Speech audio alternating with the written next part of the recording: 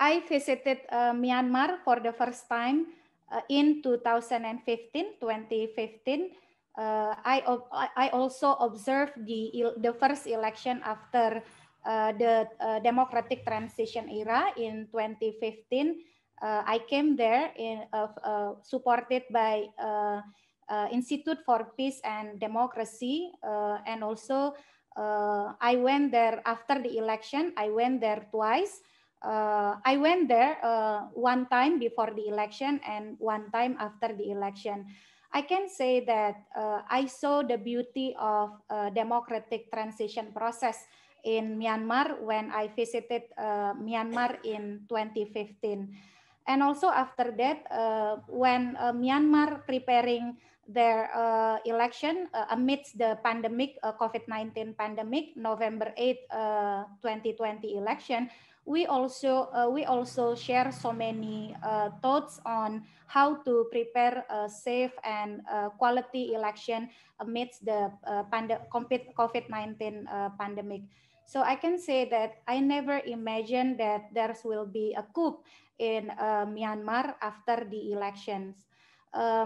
Right now, I joined the Solidarity for Myanmar Democracy campaign conducted by ANFREL. Since that Perludem as a member of ANFREL, I need to point out that hijacking people's votes brutally and arbitrarily is unacceptable. I support and stand in solidarity with the people of Myanmar in defending their votes and democracy. I also would like to highlight the lessons for Indonesia. Indonesia went through uneasy elections in 2014 and also in 2019. There were massive polarization among the voters and also dissatisfaction with the election result.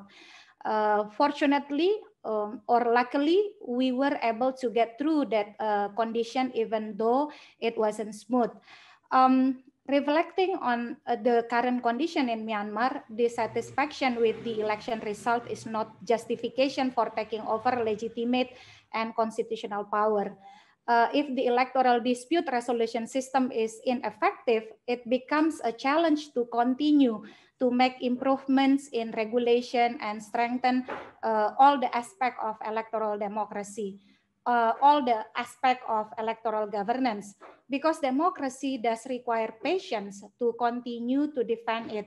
If not, fascism and authoritarianism will take over.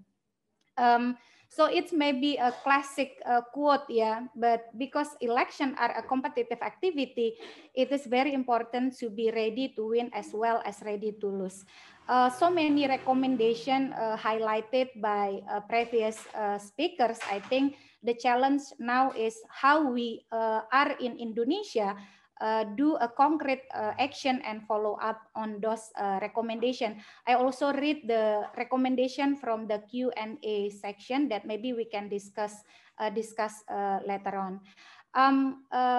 Reflecting the reform process in Indonesia in 1998 and then followed by first election in 1999, the difference between Indonesia and Myanmar was the reform of military reform in Indonesia initiated not only from the external factors or external groups, but also initiated from the internal of military institution.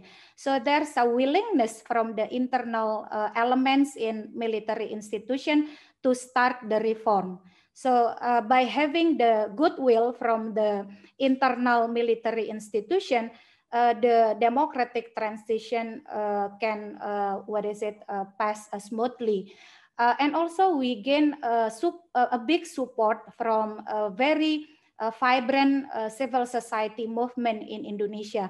So the combination between a very dynamic and vibrant civil society movements and also the initiative to do the internal reform from the military institution that strengthened the democratic transition in 1998 and 1999. And then we have a massive dialogue, we can say so, when National People Assembly created ad hoc committee to amend our constitution. The members of the ad hoc committee consist of so many senior figures and then respective public figures, religious leaders, who sit together, who seated together, and then have a deep discussion on the future of Indonesian constitution. So the current amendment of the Indonesian constitution is the product of multi-group dialogue that gather in ad hoc committee of National People Assembly, or MPR, or Majelis Permusyawaratan Rakyat. So this is my last slide. In addressing the situation in Myanmar, I would like to invite all the colleagues and also friends from Indonesia that we must not repeat our wrong response to the domestic violence that we have often shown in the past, regarding domestic violence as a private affair of a family, so that many people in the past refuse to get involved and intervene to solve it. So no interference can only be justified in non-criminal matters. If something is clearly a serious crime against humanity, then it is the responsibility of all of us to take concrete action. So we cannot treat that the situation, the coup situation in Myanmar as a domestic affairs of Myanmar, but also it's part of our responsibility to take concrete action. The situation in Myanmar is clearly not a domestic matter, but it is a grave crime against humanity and a crime against constitutional democracy. International groups, especially for the civil society movement in Indonesia, must show a concrete solidarity with the people of Myanmar, especially the victims of the brutality of the coup by the military. What we can do, Mas Ichal already explained a very detailed schema that activities we can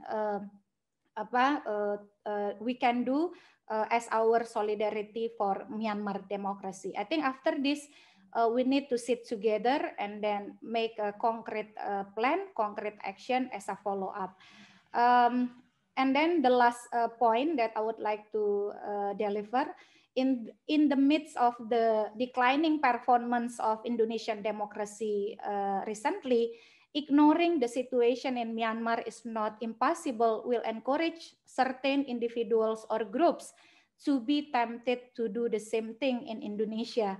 So our action to support the return of democracy in Myanmar are also our effort to protect democracy in our country.